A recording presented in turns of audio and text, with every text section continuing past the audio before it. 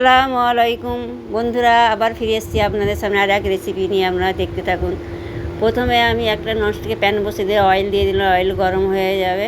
আজকে কী বানিয়েছি দেখুন বন্ধুরা। আমার চ্যানেলে প্রথমে সাবস্ক্রাইব করে বেল আইকনটা ক্লিক করে আমার পাশে থাকবে, যাতে ইয়ামি রেসিপি সবার আগে আমাদের কাছে পৌঁছে যায়। মেয়ে বলে আজকে চা করো, আদাদের চা আর এইরকম পাঁপড় ভেজে আমাকে দাও, তাই বানিয়েছিলাম। তা ভাবলাম যে আপনাদের সাথে শেয়ার করি, সেই জন্য আপনাদের সঙ্গে এটা আমি শেয়ার করছি। দেখতে থাকুন। পাঁপড়গুলো আমি অয়েল গরম হয়ে গেছে, পাঁপড়গুলো নাড়াচাড়া করে আমি ভেজে নেব। ফেসবুকতে যে বন্ধুরা দেখছেন পেজটা ফলো দিয়ে দেবেন, ফলো দিয়ে আমার পাশে থাকবেন। আমার এই লিকার চা, আদা দিয়ে লিকার চা, পাঁপড় ভাজা আর বিস্কুট দিয়ে আপনাদের পরিবেশন করে দেখাবো। আপনারা দেখতেছেন। যদি আমার এই রেসিপি ভালো লাগে আপনাদের, অবশ্যই লাইক করবেন, কমেন্ট করবেন, শেয়ার করবেন।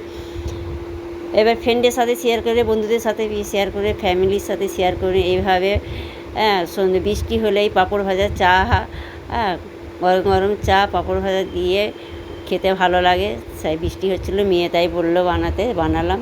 ভাজা হয়ে গেছে। এবার একটা আমি হাঁড়ি বসিয়ে দিলাম, চা করবো। এবার পানি দিয়ে দিলাম, 2 কাপ পানি দিয়ে দিলাম। দিয়ে ওর মধ্যে এবার আমি চিনি দিয়ে দেবো। এবার চিনি দিয়ে দিলাম, আমি 3 চামচ চিনি দিলাম। দিয়ে এবার চা পাতা দিয়ে দেবো।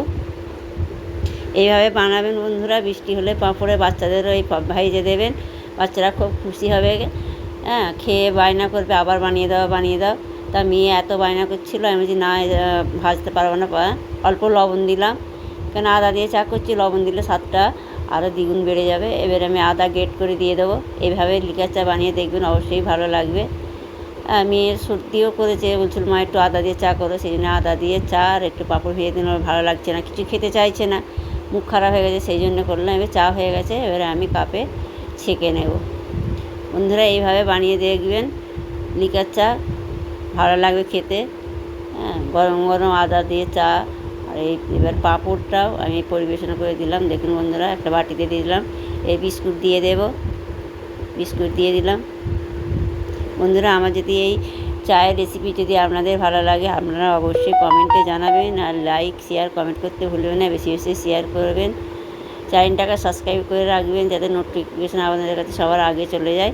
দেখুন বন্ধুরা, কতটা সুন্দর লাগছে দেখতে, কত লোভনীয় লাগছে। বাচ্চাদের এইভাবে বানিয়ে দেবেন, বাচ্চারা খুব খুশি হবে।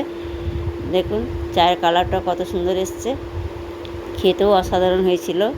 আদার চা গরম গরম খেলে, গলা ব্যথা হলে, সর্দি হলে আর হলে এরকম আদা চা করে খাবেন, কত সুস্থি হবে, কত ভালো লাগবে। বন্ধুরা দেখুন, এইভাবে বানাবেন, বানিয়ে দেবেন বাচ্চাদের, পাঁপড় ভেজে দেবেন এইভাবে। আর আমাদের জ্বর সর্দি কাশি হলে এরকম আদার চা বানিয়ে খাবেন, ভালো লাগবে।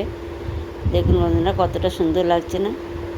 বন্ধুরা, আমার এই ছোটো ছোটো রেসিপি আপনার যদি ভালো লাগে, অবশ্যই কমেন্টে জানাবেন। ভালো লাগলে লাইক করতে ভুলবেন না। আপনারা ভালো থাকবেন, সুস্থ থাকবেন। আল্লাহ হাফেজ।